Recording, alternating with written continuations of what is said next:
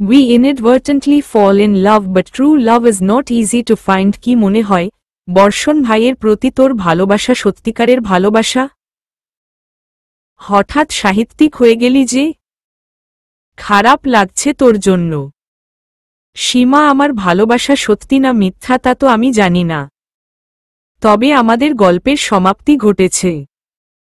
No matter how it ended, it will always remain ever fresh in my heart. Game of thrones. Tapasi সীমার কথায় হেসে দিল। বাড়ি থেকে বের হয়ে এই ছোট ঘরে থাকতে ওর খারাপ লাগছে না, বরং নিজেকে মুক্ত বিহঙ্গ মনে হচ্ছে। আর একটু ভাত নে। না, এই মেলা আর না, সারাদিন তো পেটে কিছুই পড়েনি। আর একটু নে। এইটুকু সময়ে তুই যা খাওয়ালি তা সারাদিনের খাবারকেও হার মানাবে। তাপসী বলে ফেল। আঙ্কেল সত্যি কোনো প্রতিক্রিয়া দেখায়নি তোর চলে আসাকে কেন্দ্র করে? হুম, দেখিয়েছে তো। বলেছে মুখের উপর কথা বলার ট্রেনিং আমি মায়ের কাছে থেকে পেয়েছি। ধীরে ধীরে মায়ের মতো একটা বেয়াদব হচ্ছি। সীমা গভীর নিঃশ্বাস ফেলে তাপসীকে কিছুক্ষণ দেখল, তারপর বলল, তোকে একবারের জন্য আটকালো না? না, খুব সুন্দর একটা মহিলা হোস্টেল খুঁজে পেয়েছিল আমাকে রাখার জন্য জানিস। আমি বাবার ঠিক করা হোস্টেলে থাকছি না বলে রাগ দেখিয়েছে সামান্য, তবে বাসা থেকে বের হওয়ার আগে আমার হাতে 5,000 টাকা ধরিয়ে দিয়েছে। আসার সময় বাবার হাতে এই ছিল। শুভ্রা আন্টি লকারের চাবি দেয়নি। তুই টাকা নিয়েছিস? কেন নিব না? তুই তো প্রচণ্ড আত্মমর্যাদা সম্পন্ন মেয়ে। তো শুন সীমা, যেই মানুষটার থেকে টাকা নিয়েছি সেই মানুষটা আমার বাবা, আমার জন্মদাতা। প্রতিটা বাবা মার সন্তানের প্রতি স্পেসিফিক কিছু দায়িত্ব থাকে। বাবা সেই দায়িত্বগুলো ছোটবেলায় পালন করেছে, কিন্তু কলেজে ওঠার পর থেকে আমি আমার বাবাকে পাইনি। বাবার দেওয়া এই 5,000 টাকায় আমার এক মাসও চলবে না। সামনের মাসে আবার ভার্সিটি ভর্তি। আচ্ছা, রুম জোগাড় হয়েছে? না রে, এই হোস্টেলে পাবি না। তবে আমি একটা আপুর সাথে কথা বলেছি এই পাশের হোস্টেলের। আপুর রুমমেট চলে যাবে, এরপর তুই থাকতে পারবি। উনি হোস্টেল সুপারের সাথে কথা বলে নিবেন। ততদিন তুই আমার সাথে থাক। তাপসী জানালা দিয়ে উকি মেরে পাশের হোস্টেল দেখার চেষ্টা করল, তবে অন্ধকারে বোধ হয়ে আছে রাজশাহী শহর। হালকা হালকা কুয়াশা পড়ছে। একটা চাকরির খুব দরকার রে সীমা। হয়ে যাবে। এত চিন্তা করছিস কেন? আর একটু মাংস দেই? মোড়ের হোটেল থেকে নেওয়া। এই হোটেলের মাংস রান্না খুব টেস্ট। তাপসী আর সীমা দুজনে শব্দ করে হেসে উঠল। আরে আর হাসিস না, ভাত নাকে উঠবে। তুই তো হাসাচ্ছিস। আর হাসাবো না, নে খা এবার। তাপসী মহা চিন্তায় পড়েছে। এইটুকু বিছানায় ওরা দুজন ঘুমাবে কিভাবে? ফ্লোরেও তো জায়গা নেই। এত চিপা ঘর। কি চিন্তা করিস? এইটুকু জায়গায় দুজনে ঘুমাবো কিভাবে? সীমা বিছানায় উঠে একটু বাঁকা হয়ে শুল, তারপর তাপসীকে পাশে শুতে ইশারা করল।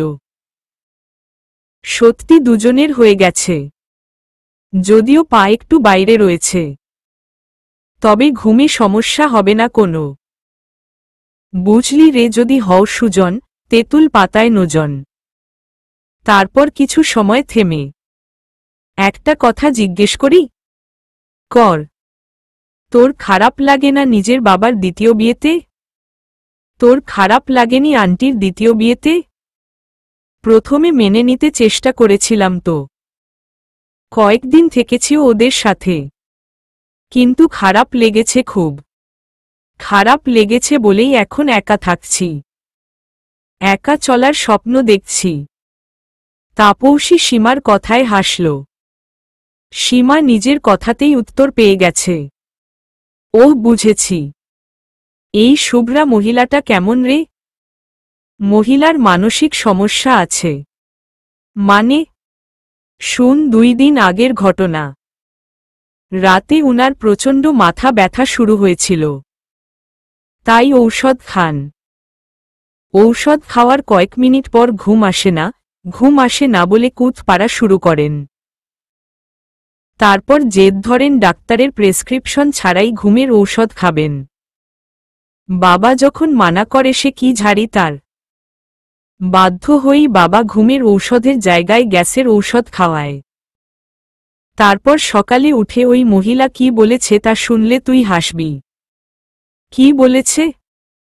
বলেছে, দেখলি বলেছিলাম না ঘুমের ঔষধ খেতে হবে। রাতে ভালো ঘুম হয়েছে। ভাগ্যিস জোর করে ঔষধটা খেয়েছিলাম। ভাব একবার এই মহিলার কিরকম মানসিক সমস্যা। তাপসীর কথা শুনে সীমা হো হো করে হেসে দেয়। আসলে অতি চালাক মানুষেরাও মাঝে মাঝে বোকামি করে। তারপর কিছুক্ষণ থেমে সীমা সরু গলায় বলল, তাপসী। কি? শুন। বল। মহিলার ছেলের নামটা যেন কি? তাপসীর মস্তিষ্কে গতকাল রাতের ঘটনা হঠাৎ হানা দিল। চোয়াল শক্ত করে উত্তর দিল, নীলাভ্র। হ্যাঁ, ওই নীলাভ্রকে কোনো শাস্তি দিবি না? শাস্তি তো পেতেই হবে। কার্মা অর্থাৎ ভাগ্যে বিশ্বাস করিস? ওই জানোয়ার নিজের কাজের শাস্তি পাবে। প্রকৃতি শাস্তি দিবে। এত বড় অন্যায় করেছে যে তোর সাথে, তোর বাবার মন বিষিয়ে দিয়েছে যে তোর বিরুদ্ধে, তাকে তুই শুধু প্রকৃতির হাতে ছেড়ে দিবি? তাপসী রহস্যের হাসি হাসে। বর্ষণ বলতো, মানুষ ভুল করলে একবার সুযোগ দেওয়া উচিত। তবে তাপসী জানে নীলাভ্রকে দ্বিতীয় সুযোগ দেওয়ার কোনো মানেই হয় না। যে ছেলে নারীর সম্মানে হাত দেয় তার হাত থেকে কী লাভ? সীমা, আমার সাথে এক জায়গায় যেতে পারবি? হ্যাঁ যাব, কিন্তু কোথায়? গেলেই দেখতে পাবি। কবে যাবি? 2-3 দিন পর। আপাতত লাইট বন্ধ কর। ঘুম পাচ্ছে। সীমা একবার গোটা বিল্ডিংয়ে চোখ বুলিয়ে নিল। তারপর হাত ঘড়ির দিকে তাকাল। সময় 8:10। অদ্বিতীয়া, কাল্পনিক এপার্টমেন্ট কমপ্লেক্স। তাপসী, এত সকাল সকাল আমরা এখানে কি করছি? সামনে রিকশায় উঠছে যে ছেলেটা, তাকে দেখতে পাচ্ছিস? হ্যাঁ। নীলাভ্র। সীমা চোখ দুটো একটু ছোট করে তাকাল। ঠোঁটটা একটু চোখা করে বলল, ওহ। কিন্তু আমরা এখানে কি করছি? এই তাপসী, কই যাস? রিকশায় উঠো। মামা আগের রিকশাটা ফলো করেন। সীমা ফিস ফিস করে বলল, তোদের না গাড়ি আছে? রিকশা কেন নিল? একটা গাড়ি। হয়তো বাবা নইলে বাবার বউ নিয়ে বের হয়েছে। আর তুই এমন ফিসফিস করে কথা বলছিস কেন? আসলে সিক্রেট মিশন টাইপ ফিল হচ্ছে। এমন মুখ চোখ ঢেকে বের হয়েছি। নিজেদের আন্ডারকভার এজেন্ট মনে হচ্ছে। সীমা, যা বলেছি বুঝেছিস তো? পারবি তো করতে? তুই ভুলে যাস কেন আমি সীমা দ্য গ্রেট। তুই শুধু দেখে যা। বাজারে অনেক মানুষ। তুই তোর কাজটা করতে পারলে বাকি কাজ আপনা আপনি হয়ে যাবে। নীলাভ্র এসেছে সাহেব বাজারে। কিছু শার্টের কালেকশন দেখতে হবে। বন্ধুরা সবাই মিলে বান্দরবন ঘুরতে যাওয়ার প্ল্যান করছে। এর আগেও কয়েকবার নীলাভ্র সেখান থেকে ঘুরে এসেছে। এই ট্রিপের জন্য ও রাজি হতো না। তবে তাপসীর বিদায় উপলক্ষে কোনো পার্টি দেওয়া হয়নি। তাই বন্ধুদের আবদারে এই ট্যুরের সম্পূর্ণ খরচ নীলাভ্র দিবে। আরডি মার্কেটের বাইরে আজ অসম্ভব ভিড়।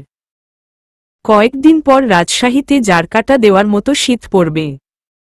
পশ্চিম অঞ্চল হওয়ায় তাপমাত্রা 5-এর নিচে নেমে যাবে।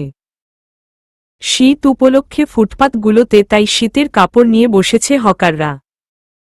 হঠাৎ চলার সময় নীলাভ্র মনে হলো কেউ ওকে ল্যাং মারল। কিছুক্ষণের মধ্যে নিজেকে রাস্তায় পড়া থাকা অবস্থায় আবিষ্কার করল সে। হলো কি? এই ছেলে বাসায় মা বোন নেই, বাইরে মেয়েদের গায়ে হাত দিস, লজ্জা নাই? কি বলছেন এসব? বাজারে থাকা এক অপরিচিত লোক এগিয়ে এলো। কি হয়েছে আপা? কি হবে আর ভাই, রাস্তায় দাঁড়িয়ে শীতের কাপড় দেখছিলাম, এই ছেলে হঠাৎ আমার কোমরে চিমটি কাটে। আমি তো প্রথমে বুঝিনি, সরে এসে এইখানে দাঁড়িয়েছি, এখানে এসেও আমাকে পেছনে থেকে জড়িয়ে ধরে। কত বড় শয়তান একবার ভাবুন। এই এদের মতো নোংরা ছেলেদের কারণে মেয়েরা আজ সুরক্ষিত নয়। নীলাভ্রকে এরই মধ্যে কয়েকজন চেপে ধরেছে যাতে পালাতে না পারে। ঘটনা সম্পর্কে অজ্ঞাত নীলাভ্র নিজের সামনে দাঁড়ান কালো বোরখা পরা মেয়েটার কথা শুনে আশ্চর্যের স্বর্ণ শিখরে অবস্থান করছে। নিজেকে ধাতস্থ করতে পারছে না। ভিড়ের মাঝে দাঁড়ান তাপসী সীমার অভিনয় দেখে কম অবাক হয়নি। এই অভিনয় যে কেউ ভাববে নীলাভ্র এমন ঘটনা ঘটিয়েছে। সীমা নেকাব পরা মুখে রুমাল দিয়ে চেপে ধরে কান্না কান্না গলায় বলল, দেখে তো ভালো পরিবারের ছেলেই মনে হয়, কাজ এমন নির্লজ্জের মতো। ভিড়ের মাঝে কেউ একজন বলে উঠল, এমন বড় ঘরের ছেলেরাই উচ্ছন্নে যায়। তাপসী গলার স্বর চিকন করে বলে উঠল, এরে ধরে পিটানো উচিত, মেয়েদের সম্মানে হাত দেয়, এই হাত ভেঙে ফেলা উচিত। নীলাভ্র চমকে উঠেছে, কলিজা এখন গলায় অবস্থান করছে। কথায় আছে, পাবলিকের মার কেওড়া তলাপার। দেখুন এক্সকিউজ মি, আসলে আপনার কোনো ভুল। কথা সমাপ্ত হওয়ার আগেই ক্ষেপে থাকা পাবলিক নীলাভ্র উপর চড়ে বসেছে। কিল, লাথি, ঘুষি বর্ষিত হচ্ছে নীলাভ্র শরীরের উপর। বাংলাদেশে একজন মার খেলে উৎসুক জনতা সেটা দেখে ভিডিও করে ইউটিউবে দেয়। কেউ কেউ আবার বীরত্ব দেখাতে ছুটে যায় মারতে। আজকেও এমন অনেক মানুষকে দেখা গেল ফুটপাতে। আরও মারেন একে, আরও মারেন। সীমা জোরে জোরে চেঁচাচ্ছে। তাপসী একবার মাটিতে পড়ে মার খাওয়া নীলাভ্র দিকে তাকাল। একজন লোক ওর বাম হাতের উপর দাঁড়িয়ে আছে। সেই দিন এই হাতটাই প্রথম তাপসীর দিকে এগিয়ে এসেছিল। সীমা চল, আর একটু থাকি না, জানোয়ারটাকে মার খেতে দেখতে ভালো লাগছে খুব। না চল। তাপসী ওখানকার একজন লোককে ডেকে সীমার দিকে ইশারা করে বলল, আমার বড় আপা অন্তঃসত্ত্বা, বুঝতেই তো পারছেন এই অবস্থায় এত চাপ, ওনাকে বাসায় নিয়ে যেতে চাচ্ছি। আপার শরীর খারাপ লাগছে, একটা রিকশা ঠিক করে দিবেন? আচ্ছা আপা দাঁড়ান। ভিড়ের মাঝে তাপসীর বলা কথাটা অনেকেই শুনেছে। এই হারামি পোয়াতি মহিলার গতরে হাত দিছে রে, এরা নুলা বানা, এর হাত পা কাইটা আমি আজ কুত্তারে খাওয়ামু। বুড়ি ভিক্ষুক মহিলার কথা বলার ধরন শুনে সীমা হেসে দিয়েছে। হাসিস না এখন, চল আগে এখান থেকে। নীলাভ্রকে সাধারণ জনতা পেটানোর পর বাজারের তত্ত্বাবধায়নে থাকা পুলিশ ওকে রাজশাহী মেডিকেল কলেজ হাসপাতালের এমার্জেন্সিতে নিয়ে এসেছে। বাড়িতে খবর দেওয়ার পরপরই শুভ্রা ও ফরিদ সাহেব এসেছেন। বাজারে ঘটা সব ঘটনা শুনে ফরিদ সাহেবের মনে হচ্ছে তাপসীর সাথে অন্যায় করা হয়েছে হয়তো। শুভ্রা সেই কখন থেকে আমার বাবুটা করে যাচ্ছে। নীলাভ্র হাতে ফ্র্যাকচার হয়েছে, 2 হাত সোজা করতে পারছে না, হাত মনে হচ্ছে গুড়াগুড়া করে দিয়েছে। পায়ের অবস্থাও ভালো না, ও যে মরে যায়নি এই ঢের। আমার ছেলের যে এই অবস্থা করেছে তাকে আমি ছাড়ব না ফরিদ, তাকে আমি ছাড়ব না। ইভটিজিং জনিত ঘটনা শুভ্রা, তুমি এসব বিশ্বাস করো? ফরিদ সাহেব শুভ্রার কথার জবাব না দিয়ে পকেট থেকে ফোন বের করলেন। ফোনে কারো সাথে কথা বলে শুভ্রার দিকে তাকালেন। বললেন, অ্যাম্বুলেন্স এসে গেছে, চলো। তাপসী, উঠে যা। আর কত ঘুমাবি? উফ, আর একটু। দেখ, এশা এসেছে। তাপসী চোখ পিটপিট করে চাইল। সামনে এশা আর সীমা উৎসুক দৃষ্টিতে ওর দিকে তাকিয়ে রয়েছে। ও ঘুম ঘুম কণ্ঠে এশার উদ্দেশ্যে প্রশ্ন ছুড়ে দিল, কখন এলি? 1 ঘন্টা হয়ে গেছে। বাপরে, যে ঘুম ঘুমাস তুই। এমা ডাকবি না? না ডেকে ভালো হয়েছে, তোদের দুপুরের অ্যাডভেঞ্চারের গল্প শুনছিলাম। হ্যাঁ রে তাপসী, তুই কি আগে থেকেই জানতিস নীলাভ্র জানোয়ারটা আজ বাজারে যাবে? না। তাহলে এমন প্ল্যান করলি কিভাবে? প্ল্যান তৎক্ষণাৎ করেছি। আগে উদ্দেশ্য ছিল সীমাকে সাথে নিয়ে ওরে পিটানোর। আশেপাশে গাছের ডাল, কাঠ, লোহা যা পেতাম তাই দিয়ে পিটিয়ে আসতাম। কিন্তু এই সবের আর প্রয়োজন হয়নি। সুযোগ নিজ পায়ে হেঁটে এসেছে। কি বুদ্ধি রে তোর! আমাদের ভোলা ভালা তাপসীর মাথায় যে এমন বুদ্ধি তা তো জানা ছিল না। সীমা খোঁচা মেরে বলল, আমাদের ভোলা ভালা তাপসী ঢাকা থেকে স্পেশাল ট্রেনিং নিয়ে এসেছে, বুঝলি এশা। ট্রেনার বর্ষণ সাহেব। তাপসী হালকা হেসে বলল, এই তোরা থামবি? এশা হঠাৎ সিরিয়াস হয়ে বলল, তাপসী, তুই আমার সাথে চল। না রে। কেন না? Please Esha. Okay fine, bye. কই যাচ্ছিস? নিজের বাসায়। রাগ করিস না।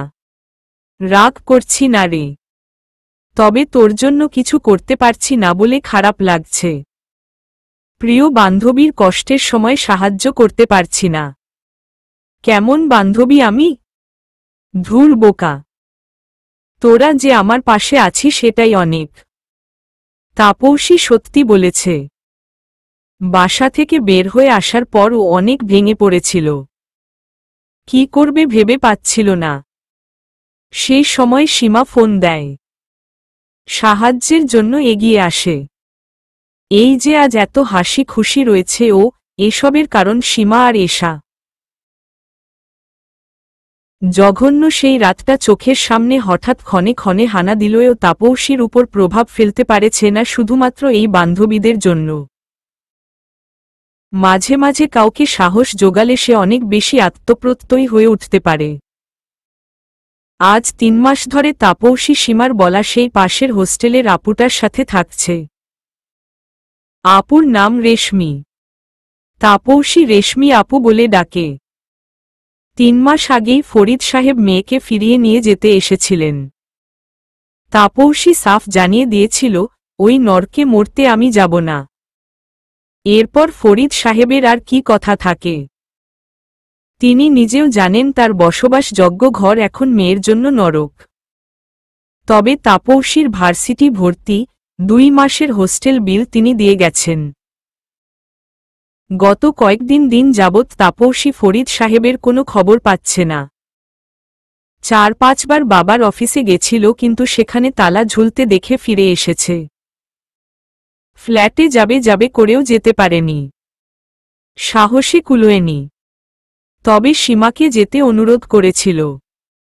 সীমা তাপসীর বাবার উপর এমনিতেই ক্ষেপেছিল। রাগের বশেই বলেছিল, দেখ গা, হয়তো ইচ্ছা করে যোগাযোগ রাখছে না। আমার মাইপর হয়ে গেল, নতুন বিয়ে করে আর এত তোর বাপ। মাস শেষে কিছু টাকা হাতে দেয় বলে গলে পড়েছিস? আমার মতো স্ট্রং হলে দেখবি আর কষ্ট হবে না। তাপসী সেদিন সীমার হাত ধরে হাউমাউ করে কেঁদে অনুরোধ করেছিল, বোন, যা না একটু। বাবা এমন হুট করে হারাতে পারে না। আমার মা নেই, বাবা আছে। মানুষটা সুস্থ স্বাভাবিক আছে জানলেই আমি খুশি। আর কিছু লাগবে না। এত কিছুর পরও এত দরদ? তাপসী চোখ মুছে উত্তর দিয়েছিল, আমার বাবা এক দারুণ খেলায় আটকা পড়েছিল, যেখানে দুটো দল ছিল, মার দল এবং শুভ্রা খন্দকারের দল। বাবা ছিল সেই খেলার বিচারক। এই খেলায় রূপের সাথে সাথে বুদ্ধি দেখা হয়েছে। মার রূপ থাকলেও বুদ্ধিতে শুভ্রা খন্দকার ছিল 100-তে 100। বাবা মাকে সময় দিতে পারত না। মা তখন মৌন ছিল। বিবাহবার্ষিকীর দিন বাবা বাইরের এক অপরিচিত মহিলাকে বাসায় নিয়ে এসে পাত পেতে খাইয়েছিল। মা সেদিনও মৌন ছিল। বাবার দূরে সরে যাওয়া মা মানতে পারছিল না। গুটিয়ে নিয়েছিল নিজেকে সবকিছু থেকে, বাবার থেকেও। তবে যেদিন থেকে সংসার ভাঙার আভাস পেল নিজেকে সামলিয়ে বাবাকে ফিরিয়ে আনতে চেয়েছিল, ততদিনে বুদ্ধিমতী মহিলা নিজের কাজের সমাপ্তি ঘটিয়ে ফেলেছে। বাবা শুভ্রা খন্দকার বলতে পাগল তখন। রূপ ও বুদ্ধির খেলায় শুভ্রা খন্দকার বুদ্ধি দিয়ে বিচারককে হাত করে নিয়েছিল। সব শোনার পর সীমা অবশ্য তাপসীদের উপশহরের ফ্ল্যাটে গিয়েছিল। তাপসী বাইরে দাঁড়িয়ে অপেক্ষারত সে সময়ে। কিন্তু সীমা ফিরে এসে জানায় ফ্ল্যাটের দরজায় নেমপ্লেট নেই। ফ্ল্যাট নাকি ফাঁকা। পাশের ফ্ল্যাটের এক ভদ্রলোক জানায়, B3 ফ্ল্যাটের মালিক ও তার পরিবার বাংলাদেশ ছেড়ে সিঙ্গাপুর চলে গেছেন। উনার জানামতে এই ফ্ল্যাটও বিক্রি করে দেওয়া হয়েছে। এরপর তাপসী ও সীমা দারোয়ানের সাথে কথা বলে।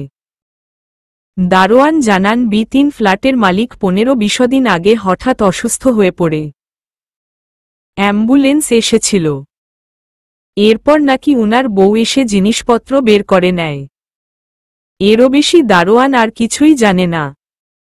খবরটা শুনে তাপসী স্তব্ধ হয়ে পড়ে। একটাবার কেউ এই কথা ওকে জানালো না? এতটাই পর তাপসী, বাবা এখন কেমন আছে? অথই বসে আছে গুলশানের এক শীতাতপনিয়ন্ত্রিত রেস্তোরাঁয়। দিশা ওকে ফোন করে আসতে বলেছে। কি একটা জরুরি দরকার। অথইর ধারণা, হয়তো দিশা শপিংয়ে যেতে চাচ্ছে।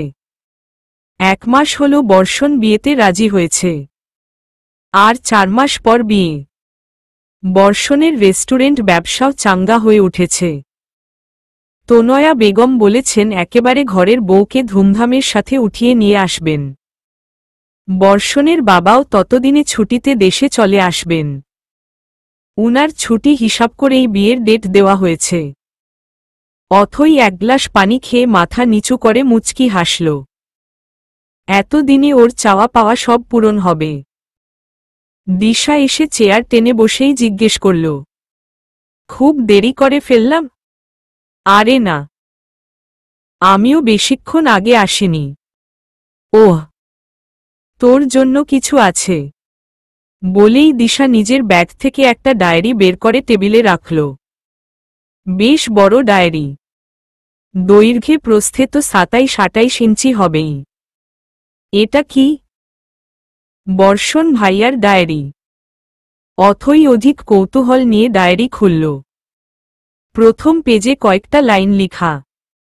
শরতের কাশবনে, নীল আকাশের সাদা তুলোর মেঘে, নদীর বাঁকে, কিংবা শেষ রাতে ফুটপাতের সেই নিয়নবাতিতে আমি খুঁজি তোমায় ক্ষণে ক্ষণে।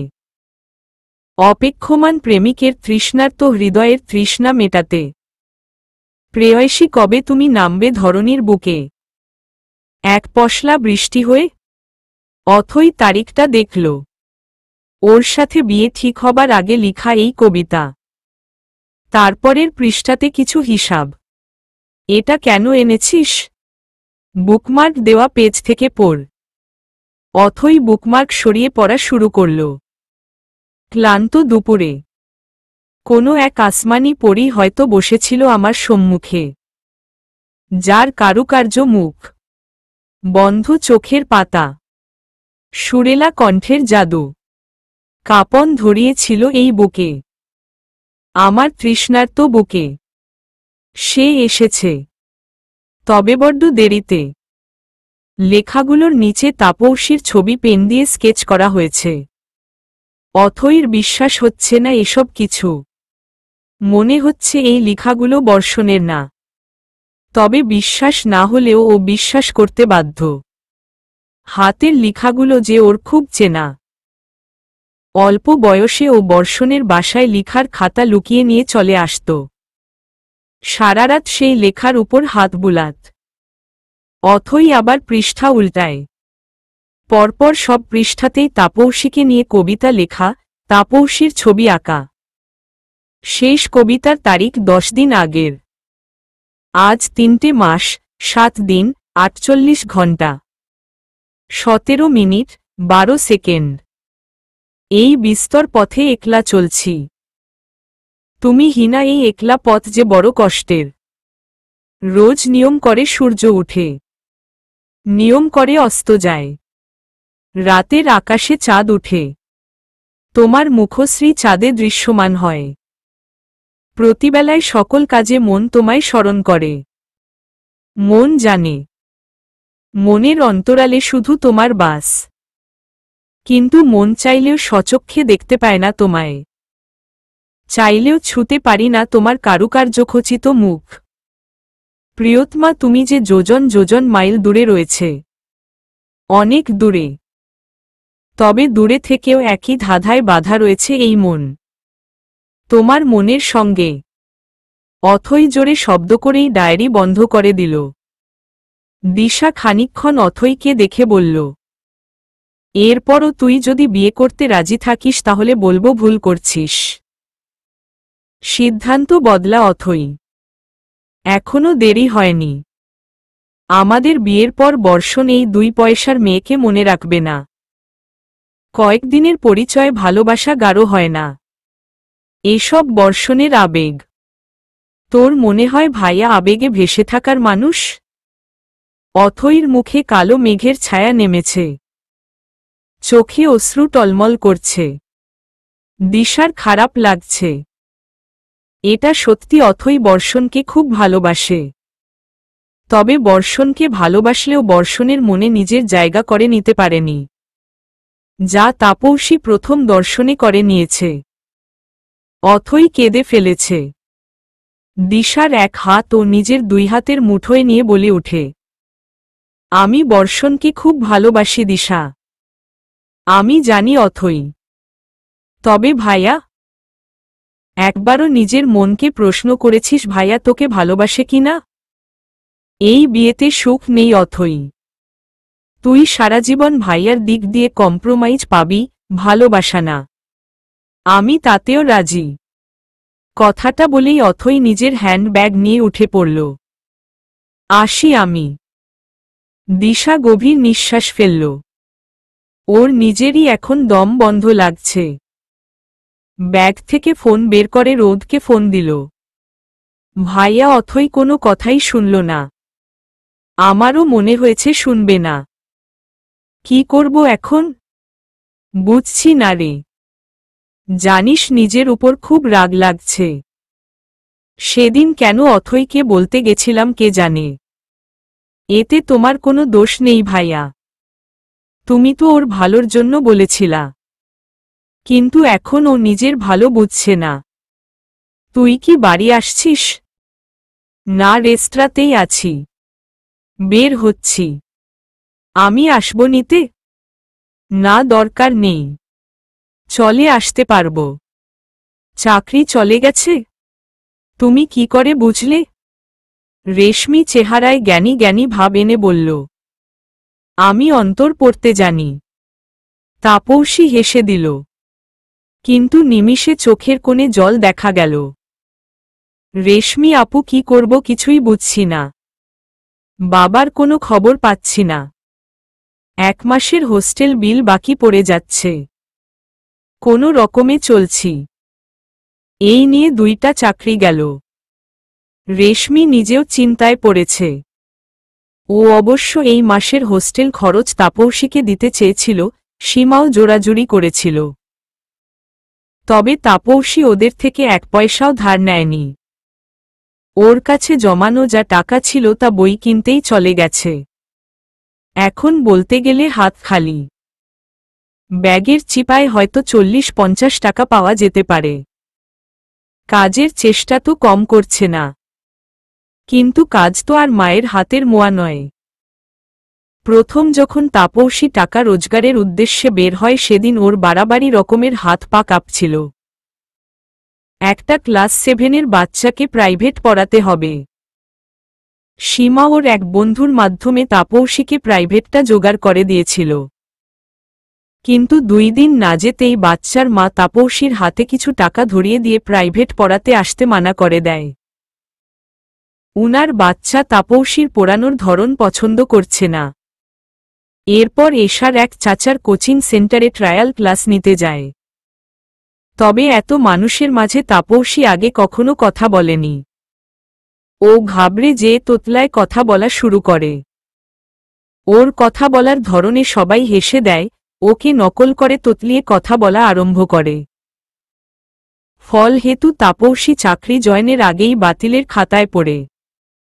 কয়েকদিন আগে রাজশাহীর এক নামকরা খাবারের রেস্তোরাঁয় ও ওয়েটারের জব নেয়। রেস্তোরাঁ চালায় মেয়েরা, ওয়েটারও সব মেয়ে। তাপসী এদের সাথে ভালোই গুলিয়ে মিলিয়ে গেছিল। তবে ও অর্ডার নিতে পারত না ঠিকঠাক। যেমন, কোনো গ্রাহক যদি জিজ্ঞেস করত আপনাদের এখানে জনপ্রিয় খাবার কি, তখন তাপসী উত্তর দিত, সব খাবারই জনপ্রিয়। যদি গ্রাহক মেনুতে তাপসীর পছন্দের খাবার কোনোটা জিজ্ঞেস করত, তাপসী উত্তরে বলতো, আমি এখানের একটা খাবারও চেখে দেখিনি। তাপসীর উত্তরে অসন্তুষ্ট গ্রাহক তখন বিভিন্ন ফুড গ্রুপে যেয়ে রেস্তোরাঁর সার্ভিস সম্পর্কে নিজের অসন্তুষ্টির কথা লিখে দিত। অনেক আগেই ওকে ওয়ার্নিং দেওয়া হয়েছিল। তাপসী কাজ ঠিকভাবে করার চেষ্টাও করেছে। তবে আজকে ওর দ্বারা মারাত্মক ভুল হয়ে গেছে। ও গ্রাহকের গায়ের উপর খাবারের ট্রে ফেলে দেয়। এই কারণে তাপসীকে জরিমানা দিতে হয়েছে। ওর 1 মাসের সম্পূর্ণ বেতন কেটে নেওয়া হয়েছে আগের সব ক্ষতি হিসাব করে। সেই সাথে চাকরিটাও হারিয়েছে। আপু কিভাবে চলবো আমি? তুই আমার থেকে ধার নে এবার প্লিজ। এই মাসে না হয় ধার নিলাম, এর পরের মাসে? তাপসী কিছুক্ষণ চিন্তা করে হঠাৎ বলে উঠে, আচ্ছা হোস্টেলের 2 তলায় একটা মেয়ে থাকে না? কি যেন নাম? ও হ্যাঁ মনে পড়েছে, সামিরা। ও কি একটা কাজের কথা বলেছিল আমাকে। ওর অফিসে নাকি পোস্ট খালি আছে। কথা বলে দেখব? দরকার নেই। সাজগোজ দেখেছিস ওই মেয়ের? কেমন উগ্র। ওর সাথে কথা বলবি না। আচ্ছা। তাপসী আচ্ছা বললেও মনে মনে ও সামিরার সাথে কথা বলবে ভেবে নিয়েছে। চাকরির যে খুব দরকার ওর। প্রচণ্ড মানসিক টেনশনে আছে ও। বাবার খবর নেই। রৌদ 1 মাস যাবত তোকে ফোন দেয় না। ওদিকে কি হলো সেটাও জানা যাচ্ছে না। বর্ষণ কেমন আছে সে? তাপসী যে তাকে এখনো সারাটা সময় স্মরণ করে তা কি সে জানে? বর্ষণ আজ ভীষণ ব্যস্ত। এক বার্থডে পার্টির 200 লোকের খাবার যাবে ওর রেস্তোরাঁ থেকে। কর্মচারীরা কাজ করছে, বর্ষণ সব তত্ত্বাবধান করছে।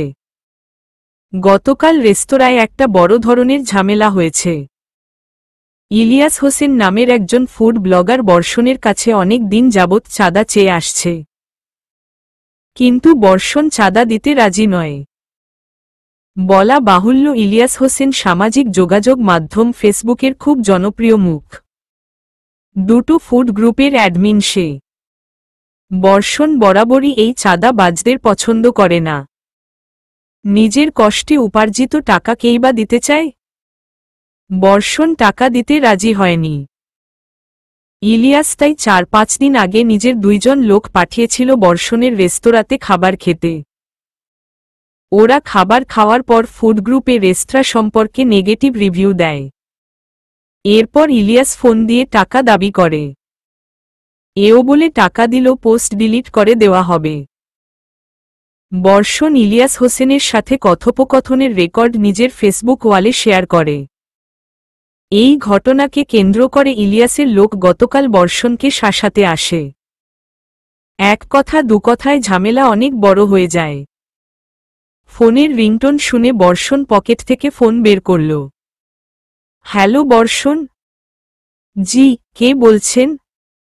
আমি অথই। ও অথই বলো। এত বছরেও আমার নাম্বারটা সেভ না করার কারণ কি আমি জানতে পারি? ব্যস্ত আছি। সেভ করাই আছে, খেয়াল করিনি। কি জন্য ফোন দিয়েছ সেটা বলো। তুমি বদলে গেছো বর্ষণ। কথায় কথায় রাগ দেখাও। বর্ষণ গলাটা যথাসম্ভব স্বাভাবিক এনে বলল। কি হয়েছে অথই? আমার সাথে একটু দেখা করতে পারবে? আজ নয়। আজ ব্যস্ত আছি। প্লিজ বর্ষণ। আচ্ছা, বিকালে দেখা করব। কোথায় যেতে হবে টেক্সট করে দিও। Tapasi, are you sure? Of course. এই চাকরিটা সত্যি করতে চাও? সামিরা, আমার এখন একটা চাকরির খুব দরকার। আমি চলতে পারছি না। হোস্টেলের বিল বাকি রয়েছে। খাবারের টাকা দিতে পারছি না। আচ্ছা, রেডি থেকো। কাল আমি তোমাকে নিয়ে যাব। আর প্লিজ এমন ড্রেস পরো না। শীতের ওই ভোটকা পোশাক গায়ে দিবা না। এখন মোটেও শীত নেই। আচ্ছা, তাহলে কি পরব আমি? জিন্স, কুর্তি আর স্কার্ফ পরো। এই রকম ঢোলা পায়জামা আর জামা পরবা না। ফার্স্ট ইমপ্রেশন বলে তো একটা কথা আছে, তাই না? আচ্ছা, পরব। কিন্তু আমার যে জিন্স নেই। সামিরা আপাদমস্তক তাপসীকে দেখে বলল। আমার জিন্স নিও। আমারটা তোমার হবে। বর্ষণ রেস্তোরাঁ থেকে সরাসরি অথইর সাথে দেখা করতে এসেছে। আজ ওর বাসায় খেতে যাওয়া হয়নি। কি দরকারে ডেকেছ? হালচাল জিজ্ঞেস করলে না যে? মাথা ঠিক নাই অথই। কাজ শেষ করে এখানে এসেছি সরাসরি। চলো রমনায় যাই। বটতলার ওখানে বসব। তোমার তো প্রিয় জায়গা। রাস্তায় দাঁড়িয়ে আবার কথা বলা যায় নাকি? না অথই। কেন না? চলো। না। হুর, চলো তো। বললাম তো যাব না। কেন বারবার জ্বালাচ্ছ তাপসী? অথই বর্ষণের দিকে তাকিয়ে হাসল। বর্ষণ অপরাধীর মতো মাথা নুইয়ে রেখেছে। মনে হচ্ছে এখন বিরাট কোনো অন্যায় সে করে ফেলেছে। অথই আস্তে করে বর্ষণের হাত ধরে বলল, চলো হাঁটতে হাঁটতে কথা বলি। আজ আকাশে মেঘ নেই। পরিষ্কার আকাশ। দুপুরের দিকে অবশ্য কড়া রোদ উঠেছিল। শহরবাসীর কথায় ঢাকা শহরেও এবার প্রচণ্ড ঠান্ডা পড়েছিল। তবে লেপ কম্বল গায়ে না নিয়ে এরা ফ্যান ছেড়ে দিয়ে কাঁথা নিয়েছিল। আমি তোমাকে খুব ছোট থেকে ভালোবাসি বর্ষণ। জানো তো? বর্ষণ অথইর কথার কোনো জবাব দেয় না। চুপ করে হাঁটছে। ওকে দেখে মনে হচ্ছে হাঁটা চলা করতে পারা এক জীবন্ত পুতুল। অথই কিছুক্ষণ থেমে আবার বলল, আমি ভালোবাসি তোমাকে, অথচ তুমি ভালোবাসো তাপসীকে। তাপসীও তোমাকে ভালোবাসে। তাহলে আমি কে? আমার অবস্থান কোথায় বর্ষণ? অথই বর্ষণের হাত ছেড়ে ওর সামনে দাঁড়াল। চোখের কোণে জল মুছে এক চিলতে হাসল। রমনার এই জায়গায় এখন বেশি মানুষ নেই। রাজশাহী যাও বর্ষণ। তাপসীকে নিয়ে এসো। আমি ভালোবাসাহীন কোনো সম্পর্ক কখনো চাইনি। তোমাকে তোমার দায়বদ্ধতা থেকে আজ এই মুহূর্তে আমি মুক্তি দিলাম। বর্ষণ অবাক চোখে অথৈকে দেখছে। আসলে ও ওর কানকে বিশ্বাস করাতে পারছে না ও ঠিক শুনেছে তো। যাও Barshan. I am sorry Othoi. খুব সরি। উহু, তোমার তো কোনো দোষ নেই। ভালোবাসা তো আর বলে কয় আসে না। এতদিন মনে হচ্ছিল বুকের উপর কেউ 1 টনের পাথর চাপিয়ে রেখেছিল। বর্ষণ ধীরে ধীরে সেই পাথর সরে যাওয়ার অনুভূতি পাচ্ছে। প্রাণ খুলে একটা শ্বাস নিয়ে ও বলল, ধন্যবাদ অথৈ। প্রতি উত্তরে অথৈ শুধুই হাসল। চোখে জল, মুখে হাসি। শ্যামবর্ণা এই মেয়েটিকে দেখতে বর্ষণের খারাপ লাগছে না। ও তো চেয়েছিল এর সাথেই জীবন সাজাতে। ভালোবাসা না থাকুক তাতে কি? সব সংসারে ভালোবাসা থাকে না। তবে তাপসী এসে সব এলোমেলো করে দিল। বর্ষণের সব পরিকল্পনা ভেস্তে দিল। যাও বর্ষণ। বর্ষণ হেঁটে চলে যাচ্ছে। অথৈ বুঝে গেছে এই বর্ষণ আর কখনো অথৈর কাছে আসবে না। অথৈ কখনো একে নিয়ে ঘর বাঁধার স্বপ্ন দেখতে পারবে না। এই বর্ষণ তাপসীর বর্ষণ। অথৈ নিস্তেজ দেহ নিয়ে ঘাসের উপর বসে পড়ল। বিড়বিড় করে বলে উঠল, ভালো থেকো আমার ভালোবাসা। বর্ষণ বাসায় এসে প্রথমেই রৌদের ঘরে যেয়ে তাপসীর নাম্বার চাইল। আমার কাছে নাই ভাইয়া। মিথ্যা বলিস না রৌদ। নাম্বার দে। আমি ওকে ফিরিয়ে আনতে যাব। আমার হবু বউয়ের নাম্বার আমাকে দিবি না?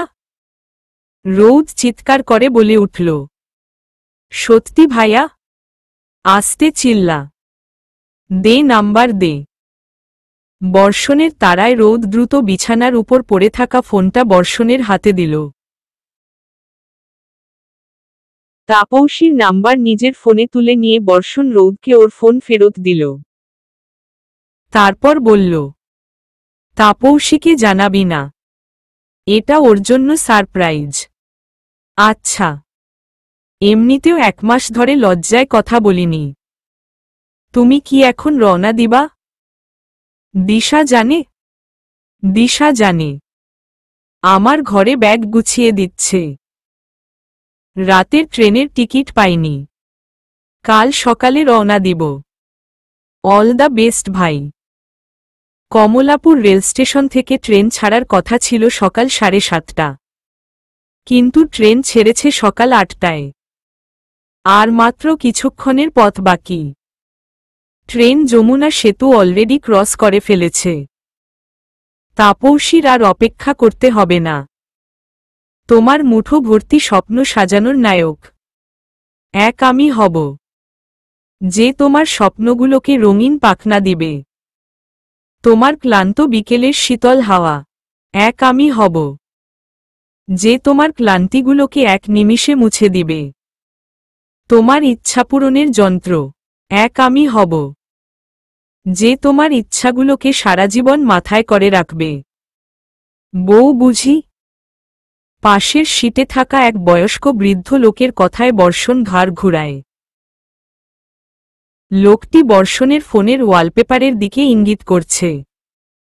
হবু বউ চাচা, খুব ভালোবাসিস তাই না? হুম। বৃদ্ধ উদাসী গলায় বলল, ভালোবাসার মানুষকে কখনো হারাতে দিবি না বেটা। একবার ভালোবাসা হারালে ফিরে পাওয়া যায় না। বর্ষণ জানালার বাইরে দৃষ্টি ফেলল। ডান হাতটা বুকের বা পাশে রেখে সিটে হেলান দিল। আমার ভালোবাসা তোমায় দিলাম আমার নির্ঘুম 100 রজনী, কিংবা আমার ডায়েরির কবিতার প্রতিটি শব্দ। জানি অপেক্ষায় আছো তুমি। অপেক্ষা করছি আমিও। এই তো আর কিছুটা পথ দেরি। অপেক্ষার হবে সমাপ্তি। সামিরা, আমার ড্রেস আপ ঠিক আছে তো? আরে হ্যাঁ। অফিসটা কোথায়? এই তো বেশি দূরে না। সামিরা হাত বাড়িয়ে একটা রিকশা ডাকল। মামা শিরোইল কলোনি মাঠ স্কুলের একটু সামনে নামব। তাপসী সামিরার কথা শুনে ওর দিকে তাকাল। রেল স্টেশনের পেছনে। এই জায়গায় বড় অফিস কোনোটা? তাপসী আজ রেশমিকে লুকিয়ে বের হয়েছে। রেশমি যখন জানতে পারবে তাপসী সামিরার সাথে বের হয়েছে, কি তুলকালামি না বাঁধাবে। তাপসীর ভয় লাগছে। সামিরা রিকশা থামালো একটা আবাসিক হোটেলের সামনে। তুমি হোটেলে চাকরি করো? রিসেপশনে বসো? হ্যাঁ, ওই রকমই। ওহ। সামিরা ভাড়া মিটিয়ে তাপসীকে বলল, শুনো তাপসী, তোমার ইন্টারভিউ নিবে পার্সোনালি আমাদের হেড বস। উনি যা বলবে বুঝে শুনে উত্তর দিবে। যা বলবে তাই করবে। মানে? এই ধরো, তোমাকে বেড কভার বদলাতে বলতে পারে বা অন্য কোনো কাজ। ঠিক আছে। তাপসী বসে আছে রিসেপশন কাউন্টারের সামনে রাখা সোফায়।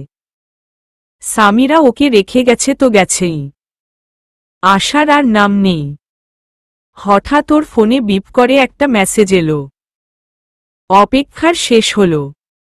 রাজশাহী রেলস্টেশনে দুপুর 2টোয় ট্রেন থামবে। এত এক্সাইটেড যে আগেই বলে দিলাম। আসবে তো? বর্ষণ। তাপসী মেসেজ পড়েই বসা থেকে দাঁড়িয়ে গেছে। বর্ষণ আসছে। ওর অপেক্ষার অবসান ঘটেছে। একবার ঘড়ির দিকে তাকিয়ে জলদি ব্যাগ কাঁধে নিল। আর মাত্র 30 মিনিট বাকি। দ্রুত যেতে হবে ওকে। বেশি দূরে নয়তো। একটুখানি হেঁটে ওভারব্রিজ ব্যবহার করলেই স্টেশন। তাপসী, কোথায় যাচ্ছ? আমার খুব জরুরি দরকার। প্লিজ। না, এভাবে তো হবে না। আমি স্যারকে কত কষ্ট করে রাজি করিয়েছি তুমি জানো। চলো ইন্টারভিউ দিয়ে তারপর অন্য দরকারে যেও। আসছি। তাপসী ফোন আর ব্যাগ রিসেপশনে রেখে দাও। তাপসী কি করবে বুঝতে না পেরে ব্যাগ থেকে ফোন বের করল। এরপর বর্ষণকে মেসেজ দিল, আপনি কি কিছুক্ষণ অপেক্ষা করতে পারবেন? আমার বেশি সময় লাগবে না। এইটুকু লিখেই ও ফোন জিন্সের পকেটে রেখে দিল। বর্ষণ মেসেজ দিতে পারে। এখন ফোন হাত ছাড়া করা যাবে না কিছুতেই। একটা ডেকোরেটেড ভিআইপি ঘর। তাপসী ভালো করে ঘরটা দেখে নিল।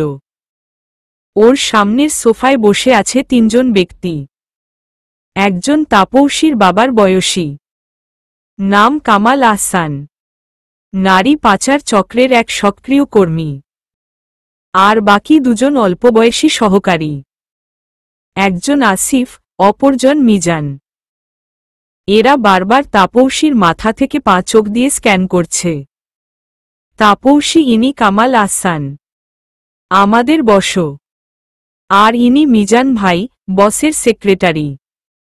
আর উনি আসিফ ভাই, বসের সাথেই থাকে। সালাম দাও উনাদের। তাপসী সালাম দিল।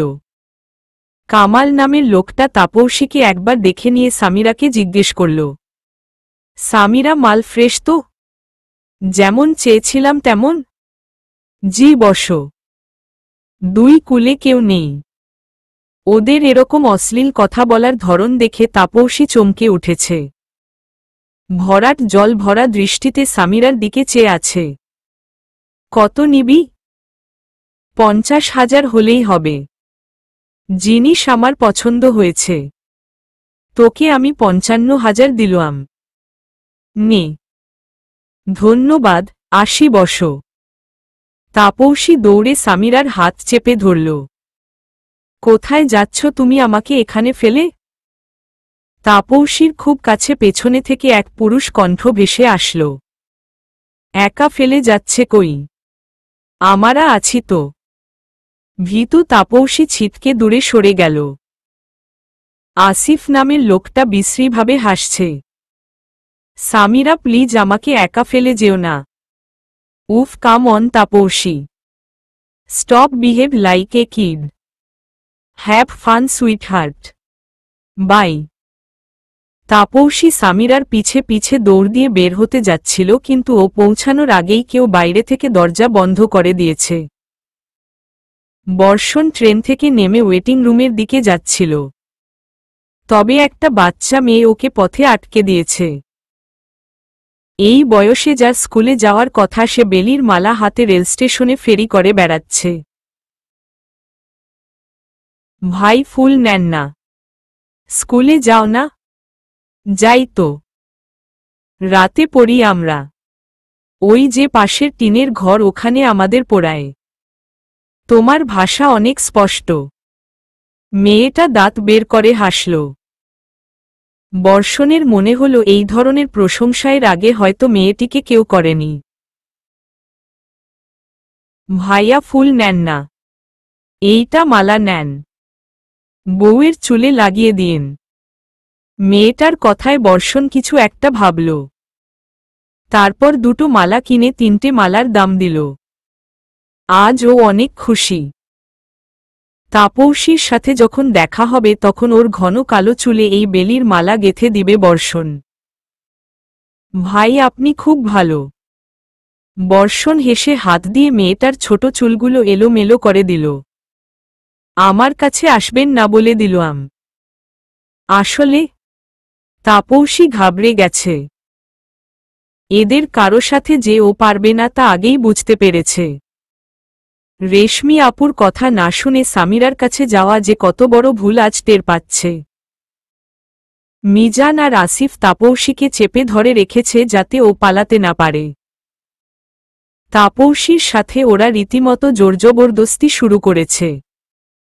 ওদের চেষ্টা তাপসীকে কোনোভাবে বিছানায় ফেলা। তাপসী উপায় না পেয়ে ওকে পিছন দিয়ে ধরে রাখা মিজানের পায়ের উপর হিল দিয়ে খুব জোরে চাপা মারে। লোকটা এখন ওকে ছেড়ে দিয়ে নিজের পা ধরে ব্যথায় কাতরাচ্ছে। এরপর সামনে দাঁড়ান আসিফের পেট বরাবর পা দিয়ে লাথি দেয়। আসিফ পেট চেপে মাটিতে বসে গেছে। এরপর সোফায় বসে থাকা বয়স্ক কামাল ওর দিকে এগিয়ে আসতে গেলে ও উনাকেও ধাক্কা দিয়ে ফেলে দেয়। এক মুহূর্ত দেরি না করে দ্রুত দরজার দিকে এগোতে যায়, যদি এবার দরজা খোলা পায়। কিন্তু তার আগেই কেউ একজন ওকে চুলের মুঠি ধরে দেয়াল বরাবর ছুঁড়ে মারল। ধাপ শব্দে একটা আওয়াজ হল। তাপসীর কপালের এক সাইড দিয়ে রক্ত পড়ছে। ফর্সা মুখের একপাশ লাল রক্তে ভরে গেছে। খান বেটির খুব ভাব বেড়েছে। আজকে এরে সাইজ করব। ওরে তুলে নিয়ে আয়। ওদের কথা শুনে অশ্রু টলমল চোখে তাপসী পিটপিট করে তাকাল। ধীরে ধীরে দেয়াল ধরে উঠে দাঁড়াল। জিন্সের পকেটে থাকা ফোন বিপ শব্দ করে উঠল। মিজান নামের লোকটা আওয়াজ শুনে জলদি তাপসীর পকেট থেকে ফোন বের করল। তাপসীর গায়ে এখন লড়াই করার শক্তি নেই। এই শহরের রোদ, বৃষ্টি, ছায়ায় আমি তোমায় খুঁজি। তোমার ব্যস্ত শহরের ধুলিমাখা রাস্তায় আমি তোমায় খুঁজি। অপেক্ষায় আছি তোমার জন্য। আসবে না? অপেক্ষার সময় যে দীর্ঘ হচ্ছে। আমি তোমায় ভালোবাসে। তোমার অপেক্ষায় বসে আছি। বর্ষণ। মিজান মেসেজটা খুব জোরেই পড়ল। তারপর হো হো করে হেসে বলল, বসো, এর দেখি আগে থেকে নাং আছে। তা বেটি, আগে বলবি না? অস্পষ্ট আওয়াজে তাপসীকে কিছু বলতে শুনল মিজান। দয়া করে আমাকে যেতে দিন। আমার অপেক্ষায় আছে কেউ একজন। আমি আপনার মেয়ের বয়সী। যেতে দিন। তাপসী হাত জোর করে কাঁদছে কামাল আহসানের সামনে। তবে ও তো জানে না, ভুল মানুষের সামনে চোখের জল ফেলছে ও। এই লোকটা যে ওর কান্নাতে আলাদা আনন্দ খুঁজে পেয়েছে। কামাল ঠোঁটের এক কোণে হালকা হাসির রেখা ফুটিয়ে বলল, আচ্ছা যা। কামালের সম্মতি পেয়ে গায়ের সমস্ত জোর দিয়ে তাপসী দেয়াল ধরে দরজার দিকে এগোতে লাগল। কিন্তু তার আগেই আসিফ তাপসীর পায়ের নিচের কার্পেটটা ধরে টান দিল। তাপসী আবার পড়ে গেল। ঘরে বিকট শব্দ হল। সোফার সামনে রাখা কাচেরটি টেবিলটা ধরাম শব্দে উল্টে তাপসীর উপর পড়ল। কাচ ভেঙে পেটের ভেতর ঢুকে গেছে ওর। বসো, এ তো শ্বাস নিচ্ছে না। বেঁচে নেই? না মনে হয়। ধুর মিয়া, কিছুই জানো না বলে আসিফ এসে তাপসীর কানের পেছনে হাত রাখে। ভাই হালকা হালকা শ্বাস নিচ্ছে, একে মেরে ফেল। এই অচেতন বস্তু নিয়ে কই যাব? হাসপাতালে গেলে পুলিশ কেস হবে। আসিফ মিজানকে ইশারা করার পর মিজান পকেট থেকে কিছু একটা বের করে আসিফের হাতে দেয়। ব্লেড। মুচকি মুচকি হাসছে খুনিরা। ঠান্ডা মাথায় খুন করতে ভালোই লাগছে। ভিতরের পিশাচ আজ নিজের ঘৃণ্যতম রূপ দেখাচ্ছে। ভাই বেটি কিন্তু সুন্দর ছিল বলেই আসিফ খুব ধীরে তাপসীর গলার উপর ব্লেড দিয়ে ৩-৪টা টান দিল। ফিনকি দিয়ে রক্তের স্রোত বইছে। গলা কাটার সময় কিছু রক্ত ছিটকে মুখে পড়েছে। আসিফ ব্লেড ফেলে ২ হাত দিয়ে মুখ মুছল। উঠে দাঁড়িয়ে তাপসীর মাথায় পা দিয়ে একটা লাথি মেরে বলল, শান্তির ঘুম ঘুমা এখন। বসো, এই লাশ কি করব? কি করবি তা কি আমার বলে দিতে হবে? গাধাদের দল সব। এরে বস্তায় ভরে পাথর বেঁধে নদীতে ফেলে দিয়ে আসবি। তবে এখন না, রাতে যাবি। আপাতত এই রক্ত আসবাব পরিষ্কার করার ব্যবস্থা কর। ৫ ঘন্টা হতে চলল, তাপসীর কোনো দেখা নেই। বর্ষণ সেই কখন থেকে তাপসীর ফোনে ফোন দিয়ে যাচ্ছে, কিন্তু বারবার ফোন বন্ধ দেখাচ্ছে। কি হলো মেয়েটার? আসছে না কেন? চিন্তা হচ্ছে তো। খানিকক্ষণ পরপর জনমানবহীন ওয়েটিং রুমে বসে হাতে থাকা বেলির মালাটা নাকের সামনে এনে গন্ধ নিচ্ছে বর্ষণ। মালাটা শুকিয়ে যাচ্ছে। হতাশ গলায় হঠাৎ ও বলে উঠে, কোথায় তুমি তাপসী? এখন রাত ৮টা বাজে। চেয়ারে হেলান দিয়ে চোখ বুজে রয়েছে বর্ষণ।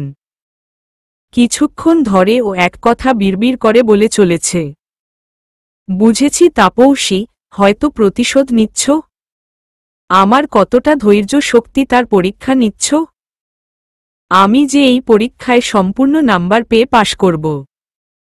তোমার জন্য আমি ঠিক অপেক্ষা করে যাব। সমাপ্ত।